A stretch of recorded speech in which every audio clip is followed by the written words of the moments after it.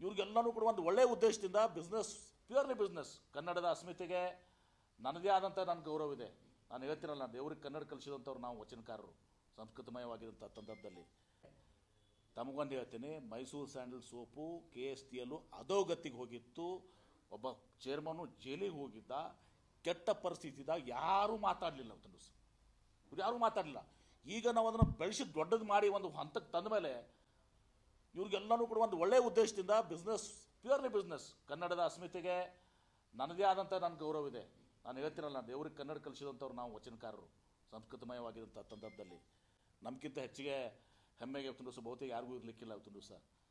ಹೀಗಾಗಿ ಆ purely business ಇದು ಮಾಡಿಕೊಂಡು ಇವತ್ತು ಅವರು ಫಾಲೋವರ್ಸ್ ಏನಿದಾರಲ್ಲ, ಎಷ್ಟು 2.8 ಮಿಲಿಯನ್ ಫಾಲೋವರ್ಸು, ಉಳಿದಂಥ ಆ್ಯಕ್ಟರ್ಸ್ ಇನ್ನು 3-4 ಹೆಸರು ಹೇಳ್ತಾರಲ್ಲ ಇವರು, ಅವರೆಲ್ಲರೂ ಎಂಗೇಜ್ ಆಗಿದ್ದಾರೆ, ಬೇರೆ ಪ್ರಾಡಕ್ಟ್ಗೆ ಎಂಡೋರ್ಸ್ ಮಾಡಿದ್ದಾರೆ. 3-4 ಹೆಸರುಗಳು ಏನು ಮಾತಾಡ್ತಾರಲ್ಲ, ಇವ್ರು ಕನ್ನಡದವ್ರು, ಇವ್ರನ್ನ ಯಾಕೆ ತೊಗೊಳಿದ್ರು, ಅವ್ರನ್ನ ಯಾಕೆ ಅವರು ಬೇರೆ ಪ್ರಾಡಕ್ಟಿಗೆ ಎಂಡೋರ್ಸ್ ಮಾಡಿದ್ದಾರೆ. ಒಬ್ಬರೇ ಪಾಂಡ್ಸ್ಗೂ ನಾನೇ, ಲಕ್ಸ್ಗೂ ನಾನೇ, ಮೈಸೂರು ಸ್ಯಾಂಡಲ್ಗೂ ನಾನೇ ಅನ್ನೋಕ್ಕೆ ಬರೋದಿಲ್ಲ ಅದು. ಅದೆಷ್ಟೇ ಹೇಳ್ತೀನಿ, ಬೆಳೆಸಿ ದೊಡ್ಡ ಮಾಡಿದ್ವಿ. ಅದೇ ರೀತಿ MSIL ಮಾಡ್ತಾಯಿದ್ವಿ. MSIL ಒಂದು ನಿಮಿಷ MSIL ಕೂಡ ಒಂದೊಂದು ವಾರದಲ್ಲಿ ಈಗ ನಮ್ಮ ಮ್ಯಾನ್ಯುವಲ್ ಆಗಿ 200 ಕೋಟಿ ರೂಪಾಯಿ ಚಿಟ್ ಫಂಡ್ ಇತ್ತು.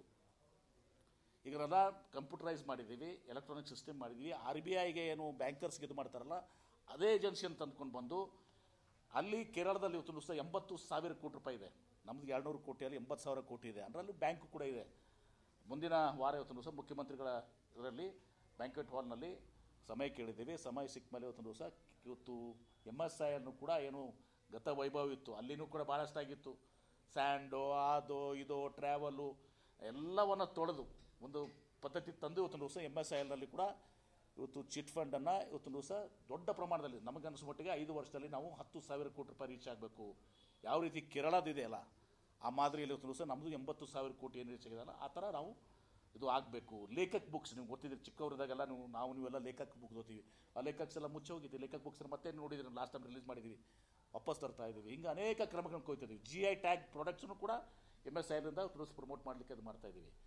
ಹೀಗಾಗಿ ನಮ್ಮ ಬದ್ಧತೆ, ನಾವು ಮಾಡಿದಂಥದ್ದು, ಬೆಳೆಸಿದಂಥದ್ದು ಇವತ್ತು ಅರ್ಥ ಮಾಡ್ಕೋಬೇಕು. ಅದನ್ನು ಬಿಟ್ಕೊಂಡು ಹಾಳಾಗಿದ್ದ ಸಂದರ್ಭದಲ್ಲಿ, ಲೂಟಿ ಆಗುವಂಥ ಸಂದರ್ಭದಲ್ಲಿ ಎಲ್ಲರೂ ಶಾಂತವಾಗಿ ಕೂತು ಈಗ ಅದು ಬೆಳೆದು ದೊಡ್ಡದಾದಮೇಲೆ ಎಲ್ಲರ ಕಣ್ಣಿದ್ರ ಮೇಲೆ ಥ್ಯಾಂಕ್ ಯು ಬಿಡಿ.